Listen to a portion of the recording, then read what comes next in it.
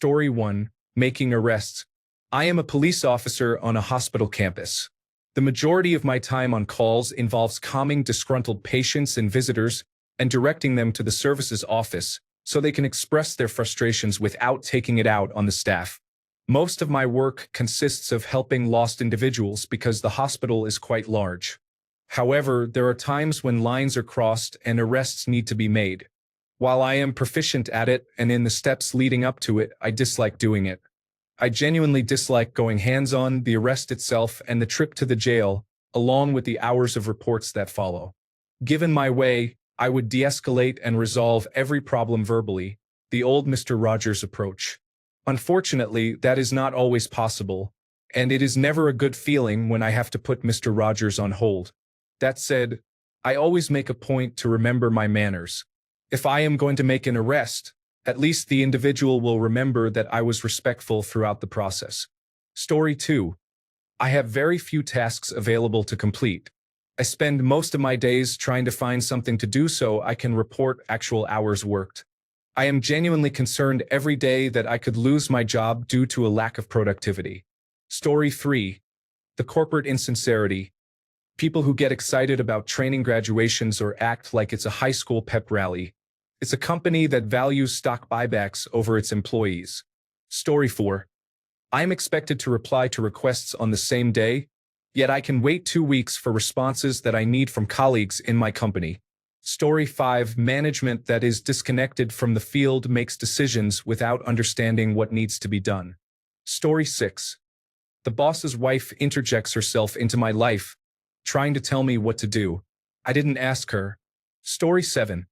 I shop for online orders at my grocery store. Our online department is open from the store opening at approximately 6:30 a.m. to about 7 p.m. Around 5 p.m., we can start shopping for early orders for the next day. For some unknown reason, they decided to allow multiple people to order for the 8 a.m. time slot until 8 p.m., which is literally an hour after anyone in the online department has actually left. There is no item limit or any restrictions. So, it's quite challenging coming in at 6:30 a.m. to find multiple orders with over 100 items each, which one person suddenly has to process in an hour and a half. Story 8. I dislike working. I am 47 years old and have been employed for over 30 years. I have disliked every moment. Work, to me, is simply a means to fund my life. Story 9. The betrayal and insincerity that many display is concerning. People act as friends and then speak negatively about each other as soon as one leaves the room. Story 10. We're a family. No, just no. I'm here for a paycheck, not to pretend that I'm friends with anyone or that human resources helps me. Just let me work and stop with the corporate language. Story 11. Never knowing how much work there will be from 1 week to the next. My income could be $10,000 one month and zero the next. Story 12. I spend 80% of my time in meetings and preparing reports, and only about 20% of my time actually performing my job. Story 13. I teach a program I no longer believe in. I conduct classes that have not been reviewed in over 20 years and are not adapted to today's workforce. I am not allowed to change the curriculum. As a result, I teach classes for individuals in their 20s that I know will not adequately prepare them for their careers. I have been repeating the same outdated material for 8 years. Story 14. Permanent workers earn $20,000 more per year than I do on contract for the exact same job. Story 15. I work in retail. I enjoy interacting with ordinary people. However, there are individuals who act as if everyone is inferior to them, especially retail workers. They make it their mission to belittle and insult others while still expecting to be catered to. Story 16. It's too repetitive. If I weren't doing the same thing every day for 10 hours and actually got to do a variety of tasks instead of just the current ones, I might like it more. Also, the pay. I don't get paid nearly enough for the challenges I deal with and have to work through. Story 17. The distance I must travel is significant. I live far from my job, which makes commuting feel like a hassle. However, I truly love my job. Story 18. I am compensated well because I possess knowledge of modern technologies and the expertise to deliver innovative solutions to my team, which is currently using tools and workflows that are 10 to 15 years old. The challenge is that the individuals in charge have reached their positions by implementing these outdated systems. They transitioned into management or leadership roles without engaging with more current technologies, so they do not comprehend why I am attempting to improve upon processes that they believe are already functioning well. Story 19. Our estimator disrupts his drawings when he starts shuffling paper, and these large sheets make a strange wavy sound I have ever heard. He also has a constant coughing fit.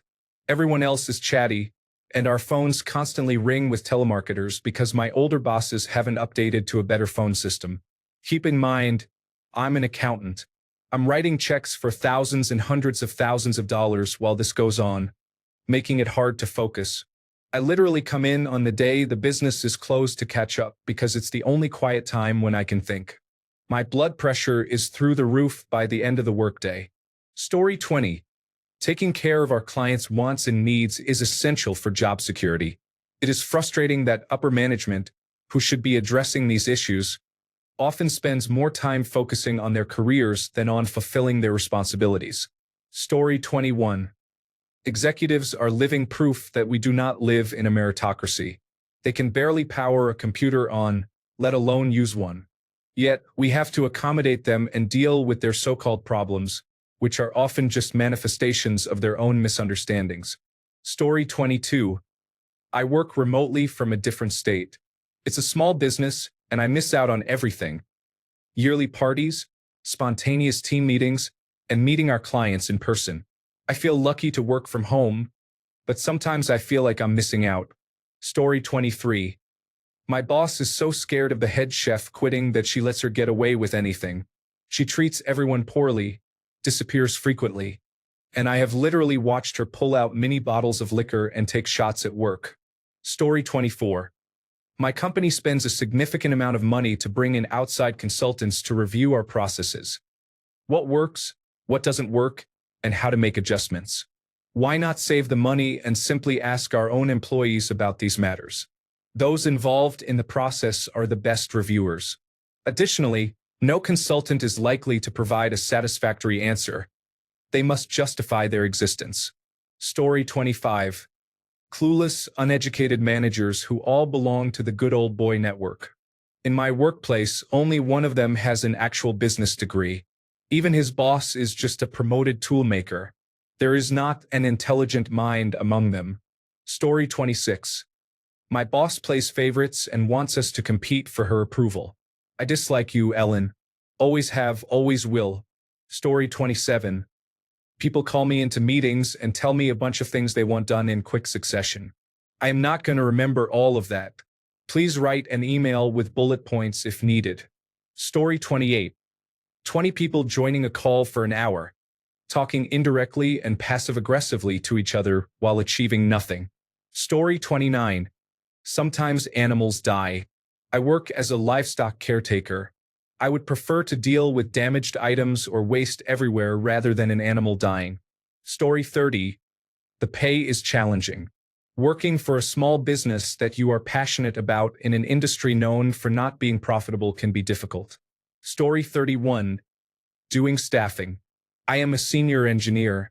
I dislike how we are now required to log everyone's availability in software and spend more time ensuring that nobody is shown as idle in the system than actually making sure people are engaged in productive work. Story 32. I work in healthcare, and the thing I dislike the most is when patients do not understand why a certain procedure is necessary or why they need it. I understand the fear and frustration, but it is frustrating on the other end as well. Story 33. The imbalance of workload each person has is frustrating. I feel like I am doing the work of 3 people while a colleague across from me spends all day watching videos online. As soon as someone stands up, he quickly minimizes his screen. He is in a different department, so I cannot say much or delegate any of my work to him. Story 34. Nothing really. I lost my job about 6 months ago from a position I did not like, and now I'm content work-wise. It is an odd feeling. Story 35. Annual budget planning. The idea that it isn't an estimate, but rather a contractually committed expenditure seems to elude them. They believe that in each round they can reduce the budget by 15% and that I will simply adapt. This is absolute madness. Last year, I was within 0.1% of my forecast number. Individuals who do not understand the process cut 25% off during the review phase, claiming that I was 25% over budget. Additionally, capital expenditures versus operational expenditures, it's all just money going out the door. I don't care how you categorize it. You can decide. Story 36. Management. I enjoy my work, but observing management can be frustrating. It's always about what makes us the most money right now instead of considering how to plan for long-term success and increased profitability. Story 37. Cleaning other people's messes so I can start my job. For 23 years, every day, my day starts off on a slab that is left in disarray by other trades. It's frustrating, but complaining does not help. It is just something that has to be done. Story 38. The boredom. I have been at work for nearly 4 hours, and the only work-related task I completed was clicking one button 15 minutes ago. When I am needed, call me. Until then, let me go out and live my life. Story 39. The culture of people who do not check their email is concerning. We have 4 basic departments in the company: headquarters, bookkeeping, management, and pharmacy. 3 departments are very good to fairly good at checking email. However, one group seems resistant to spending just 2 minutes each morning to briefly check their email and call me with questions that would have been answered if they had checked. Story 40. I am a software engineer, but I also work in finance with many well-known customers. My least favorite aspect of my job is that, although I work at a small, lean company, large companies often have excessive processes that hinder my work. It is challenging to deliver to a customer when one department makes the request, and another department is responsible for sending me the necessary data, which they often provide only 24 hours before the deadline. This situation can be quite stressful. Story 41. So much wasted time. Everything gets done in the first 2 to 3 hours of the morning, and then you're just online pretending to work because the company tracks your screen time. Being a financial analyst is boring some days, but that salary can vary depending on the company. Mine is just average in comparison, but I'm happy to have job security and a stable income at the moment. Story 42. People waste my time. Let's make a decision and move on. Many of these are male coworkers who earn more than I do. Story 43. When the workplace has a senior manager you would not trust to run a tombola at the school fair. Story 44. I am currently working as a fact checker. We often do not have enough time to verify each fact, leading to rushed work. The most frustrating situation is when every source cites a Wikipedia article, but that article has either no citations or broken and unreliable references. I aim to complete a fact check in 5 minutes, but I often end up spending 25 minutes searching for a credible source or resorting to an unreliable Wikipedia entry. Story 45. It can be quite slow. It feels like a 7.5-hour workday, but I complete my work in 3.5 to 4 hours, leaving me to sit for the rest of the time. Why not increase the workload or allow us to work from home? Story 46. 2 jobs. Actor. Finding work while experiencing long periods of unemployment can be challenging and may impact your self-esteem. Standardized patient. Other standardized patients who repeatedly ask the same questions during training or insist on performing their comedy routines can slow down the process. Story 47. Being laser-focused all day to avoid injuries is mentally exhausting. We have had 3 employees lose fingers in the last 12 months. Story 48. The tools ensure everything is accounted for without having to check the same thing multiple times. Story 49. I am a salesperson, and now we have to make cold calls. Initially, it was just about making a certain number of calls. Then it became about celebrating when we secure a sale, and now we are expected to achieve multiple sales each month over the phone. We are discouraged from inviting customers to visit the store. The issue is that I am not offering everything I can in-store because I want to follow up later and say, now that you know, with us you get this, which I could have provided and set up in the store. Management believes this approach is driving more sales, but it is simply encouraging poor practices. Story 50. Too many managers and all are useless. With 2 staff members and 3 managers, not one of them can make a decision. Feels like a dog chasing its tail all day. Story 51. I am a manager. My work would be much easier if I could eliminate all the staff I manage. They consume so much time that I could instead use it for meetings. Story 52. The hours I work in sales are generally 6 days a week from 9 a.m. to 7 p.m. or 9 p.m. If I'm lucky, I get to take my Wednesday off. Story 53. I could do so many amazing things with my machine and tools. However, I keep doing the simplest tasks possible, just faster. So I find myself staring at a machine that could perform impressive functions, yet I am just engaging in mundane activities. Story 54. I have some dust in my eye that won't come out and stays there all day. Story 55. I work for myself as a freelancer. Getting clients to pay on time can be challenging, and managing a highly variable income is also difficult. Story 56. Well, I'm glad you asked. Everything. All of it. I am absolutely miserable. I have panic attacks on Sunday night thinking about enduring a new week. I had a panic attack at work today. I have never been so unhappy. Story 57. Children are spitting everywhere, and supervisors take no action despite repeated notifications of a significant issue. They only respond after an incident occurs. Additionally, there is excessive noise. Story 58. People who do not follow directions. I develop online training for in-house staff for a large Fortune 500 company. The subject matter experts do not follow directions on content, and my colleagues do not follow directions on procedures for publishing content, which I also handle for the department. I spend a lot of time re-explaining how to do things correctly. There is plenty of documentation available for them to use. It drives me crazy. Story 59. The traffic, careless drivers, and BMWs with no signals negatively affect the road experience for everyone. Story 60. I work with a person who never does anything right and is a total scatterbrain. Everyone is constantly picking up after her mistakes. She keeps getting promoted, and it is driving us all mad. Story 61.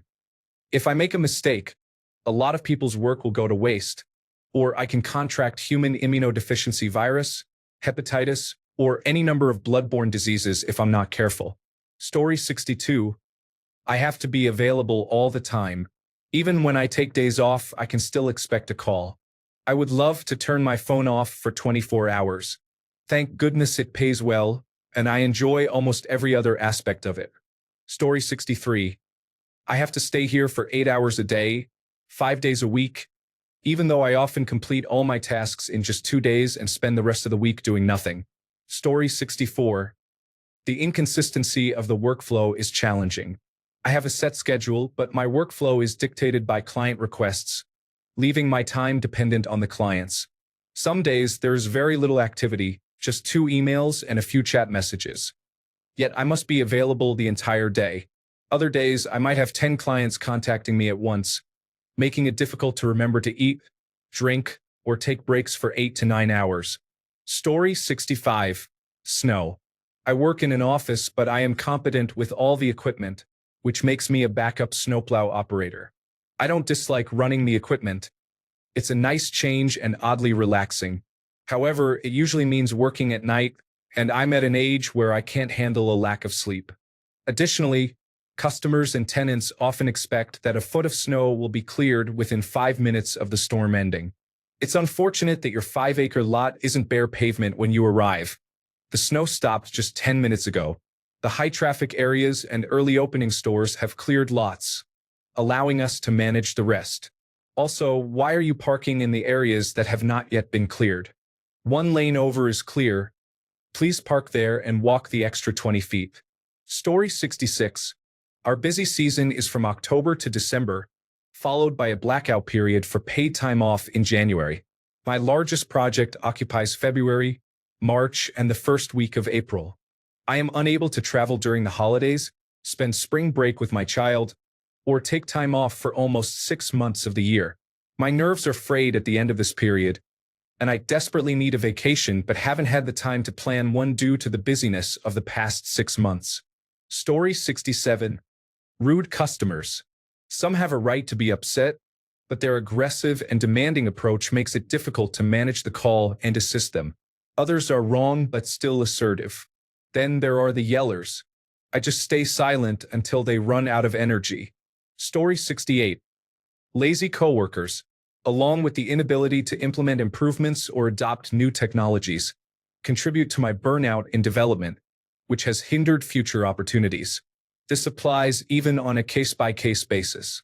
Additionally, having to routinely cover for managers who do not fulfill their responsibilities makes one feel like a project manager without the title.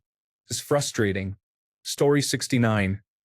They did massive layoffs across the United States, and our plant only lost 3 people. However, those 3 individuals had almost 30 years of experience each. The one who was let go in my department was responsible for training new operators and genuinely cared about us. Whenever there was frustration from management, he was the only one who stood up for us and advocated for our needs. Now, we all feel helpless and voiceless. They cannot provide us with criteria that define their positions as targeted ones. So far, we keep hearing how much it is unfortunate for those let go. So why aren't you fighting to keep the employees who actually contribute value? Story 70. Most of the people I work with cannot work remotely because it is healthcare. My position does not require me to be on site all the time, so when I am, I receive comments nearly every day about how I am never around. I am available by phone nearly 24/7 and can fix most issues remotely. For some reason, they cannot get past this. Story 71. Having to be there. Every aspect of my job can be done remotely, but I have to go into the office every day, complete my tasks, and then shuffle papers around to look busy. Story 72. The people who immediately yell out their drink order before I can even finish saying hello. I'll just handle it myself. Story 73. I would have said that having a job is the worst part about it, but not having a job is worse. That is the real issue people do not talk about. Losing your job and being unemployed is just awful. Story 74. I work part-time at FedEx as a parcel handler. I have 4-hour shifts a week, but we usually work for about 2 to 3 hours. After our shifts, we have to wait for about an hour until we can leave once all the vans are back. Story 75. When other people do not do their job, that problem falls to me. A primary care provider refers a patient without appropriate workup or x-rays. Now I have to order those, wait for the patient to obtain them, and interpret the results, all within my 20-minute time slot allocated to review the chart, understand why the patient is coming in, see the patient, perform any procedures, and write the note. In our system, things move fast. I see 3 patients per hour, about 20 patients per day. When tasks are not completed properly ahead of time, my day gets backed up, leading to delays and upset patients. When everyone at my job performs their responsibilities, everything runs smoothly. It is actually the norm for operations to run on time, so when they do not, it is noticeable and usually easy to identify where the process fell apart. More often than not, it is due to someone failing to do their job or to follow instructions for ordering the right tests and studies that need to be interpreted in the 20 minutes I have to perform my role. Story 76. I had to resign due to chronic back pain. It was my choice and yet the best job of my career. It's been almost a year, and I am still bitter. Story 77. The tediousness of some of the issues assigned to me can be quite frustrating. Some of them are not enjoyable at all. Story 78.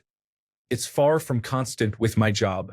However, sometimes when I work with certain subcontractors, I feel frustrated after completing what should be a day's work in a week. Story 79.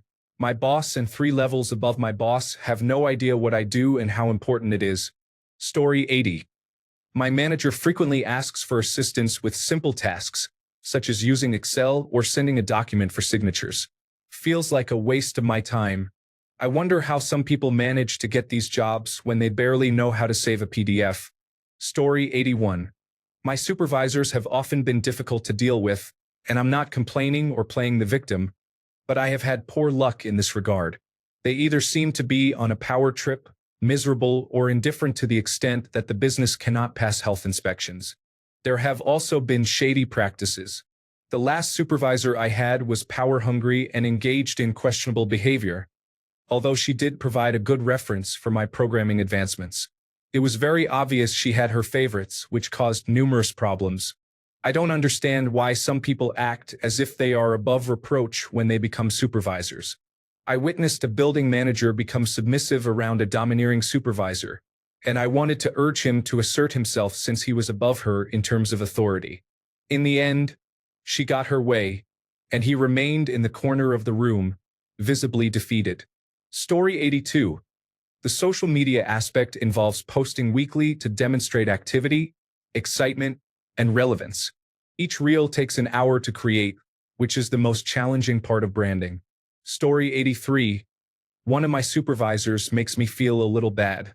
I call alumni for my school, and usually people are nice. The work environment is really positive, but one supervisor frustrates me. Story 84. My patients tell me their gums only bleed because I am poking them. Healthy gums do not bleed, no matter how much I poke you. Story 85. The favoritism left me to do the work of 2 to 3 people.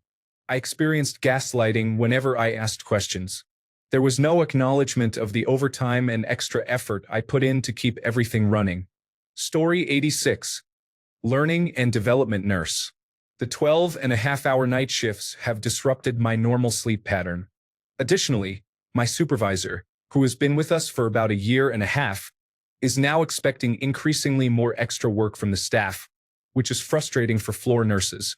The trade-off for the challenging schedule is supposed to be that I simply clock out and leave work behind. Now, we are expected to join committees and write patient satisfaction improvement plans. That is not happening for me. Other than that, it is a very rewarding job that I love. Story 87. As a waitress, I encounter people who are unclear about their preferences or allergies. You may not have a preference for salmon, which is fine, but that is dramatically different from being allergic to it.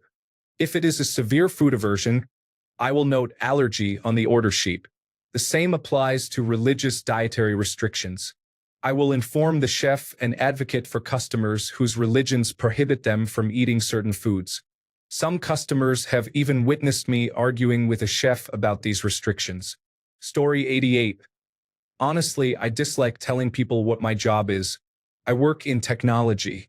I enjoy the job and the work, but I dislike the reactions I receive. Story 89. I loved my job in pediatrics. I loved helping the children and their families. I loved teaching the parents how to care for their children. The joy when a child is well again, or better than before, or just receiving treatment, spreads warmth and fills you with joy and hope. The highs are incredibly high, and the lows are profoundly low. My hands tremble when I administer medicine to a seizing patient, knowing that this may be the last medication we can give them. If it does not work, there is nothing more to do. I can only hold the parents. There are the children with cancer who know they will die, and the children who struggle with suicidal thoughts. There are those who reveal bruises all over their bodies. Some children never had a chance at life because their mothers used alcohol and drugs throughout pregnancy. I must tell you, the cry of a drug-addicted baby lingers in your mind for quite some time. There are the disabled children who receive no visitors, even though I know their parents love them but cannot visit for various reasons. The broken mothers who do all the work, and fathers who strive to be strong yet are incredibly grateful when I encourage them to take a walk while I watch their child for a while.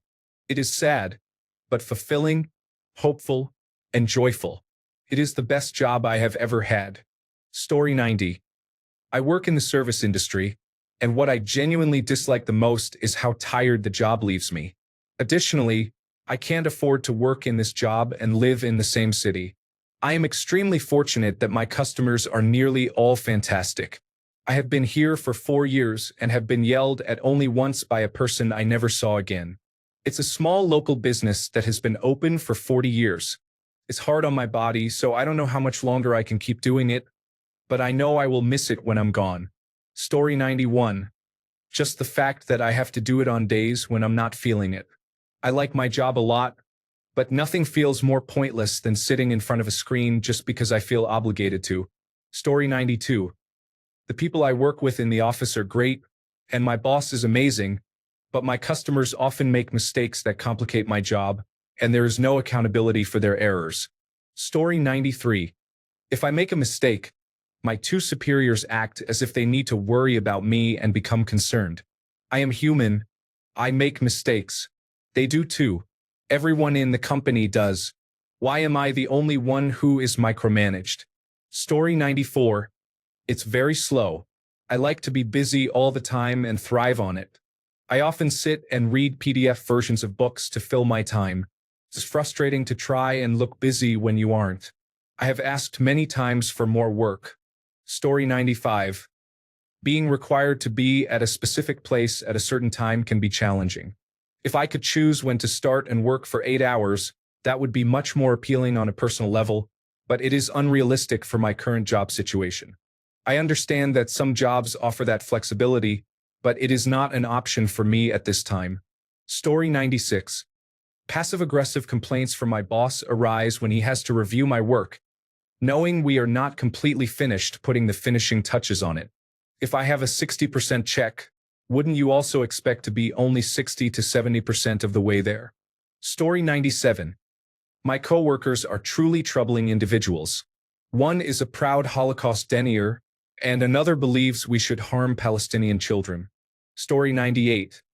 A group of us hourly workers would pool our money to buy a pallet of 9mm ammunition. Some new investors came along and put a stop to it. Story 99.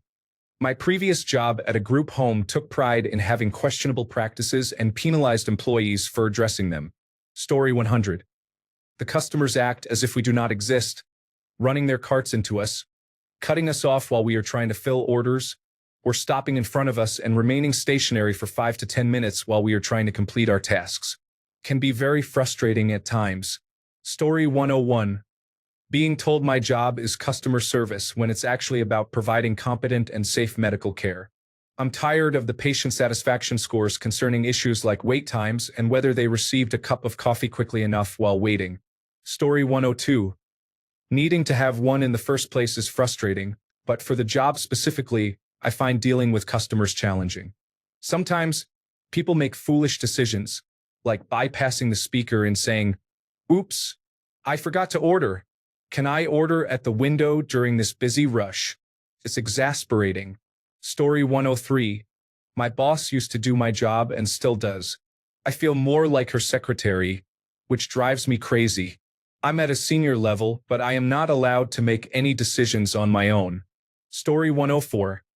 Some of my colleagues are not very motivated and require constant supervision. However, the pay is good for low-skilled work and there are decent benefits. Story 105. Certain people I work with often share personal stories about their children and families, even when I haven't asked. While there are only a few, their behavior can make the work environment challenging at times. Story 106. My boss is incompetent and treats all the technicians on our team like we are new employees who do not know what we are doing, despite most of us being established professionals for years. His boss only cares about moving up the hierarchy and does not consider the burden he places on our team to enhance his own image. Story 107. A coworker who never cleans himself has a strong odor, and customers have complained about it. Management has sent him home to wash. It is concerning that he does not wash his hands after using the restroom. He consumes at least 3 bars of chocolate every morning and a 2-liter bottle of soda every day. Story 108.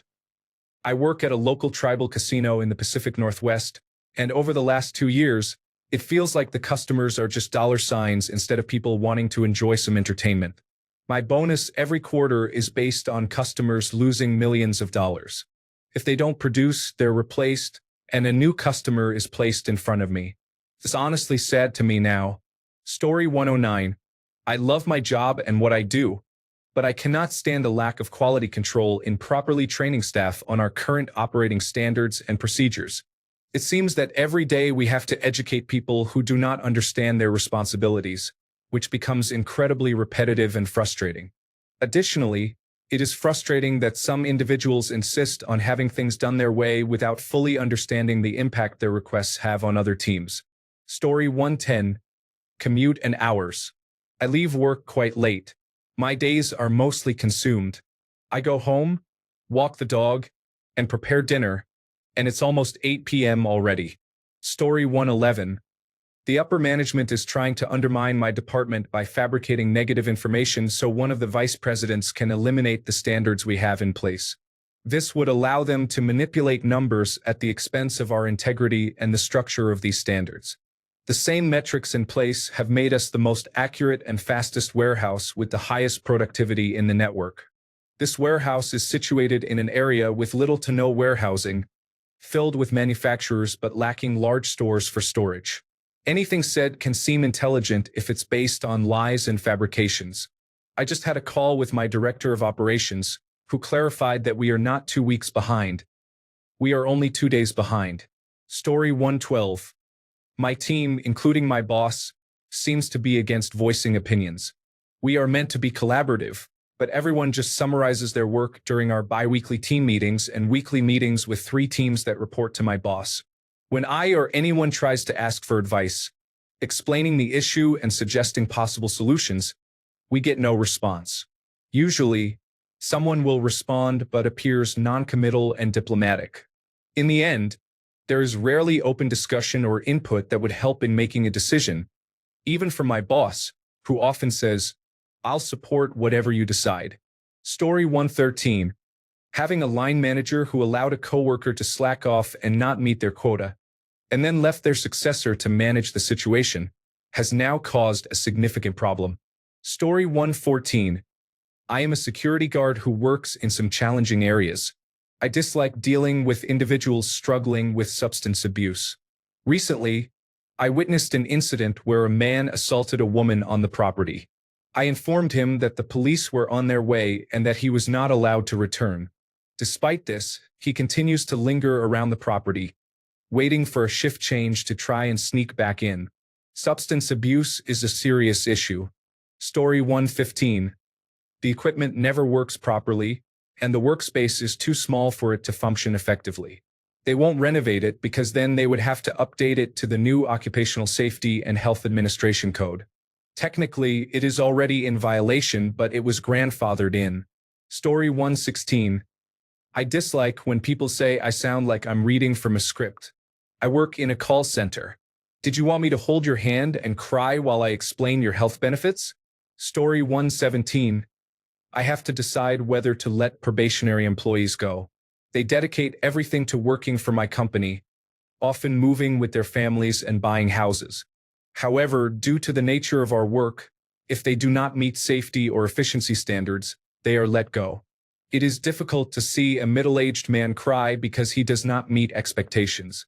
Every day, I go into work dreading the conversations with new employees. Story 118. The new employee is always upset over minor issues. Almost no responsibility is required for the job, yet he acts as if the weight of the world is on his shoulders. The contractor used our ladder to reach something and did not bring his own. Story 119. Video calls with no notice, meetings scheduled for 10 minutes after the invitation is sent, and meetings ending early until someone says, "Well, since I have you all." Story 120. I am a self-employed truck driver. The stress, the maintenance of the truck, and being away from home can be overwhelming. Just when I begin to get ahead and save money, something happens that pushes me back down. There is no one to help. The quarterly taxes amount to $2,200 each time. I could continue, but I truly have no idea why I do this. Story 121. The fact that management always finds the best ways to make my job difficult, along with the other shifts, tends to complicate things for me. Thanks a bunch for sticking around till the end of the video. Remember to subscribe, and until next time, stay awesome and goodbye.